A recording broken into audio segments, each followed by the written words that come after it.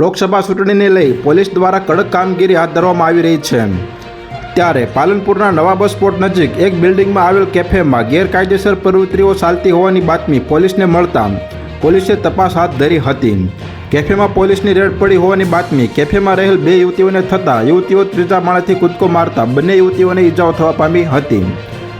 મળતી માહિતી મુજબ પાલનપુર પશ્ચિમ પોલીસને ખાનગી રાહે બાતમી મળી હતી કે પાલનપુર નવા બસ સ્ટેન્ડમાં કેટલાક લોકો કાફેની આડમાં ગેરકાયદેસર પ્રવૃત્તિઓ ચલાવી રહી હોવાની બાતમી પોલીસને મળતા પોલીસ દ્વારા ફર્સ્ટ ડેટ નામના કેફેમાં રેડ કરી હતી। ત્યારે રેડ પાડ્યાની જાણ કેફેમાં રહેલ યુવતીને થતાં બે યુવતીઓએ પોલીસની બીકથી ત્રીજા માળેથી છલાંગ લગાવતા બંને યુવતીઓ ઇજાગ્રસ્ત થવા પામી હતી, જેમને તાત્કાલિક 108 મારફતે સારવાર અર્થે હોસ્પિટલ ખસેડવામાં આવી હતી।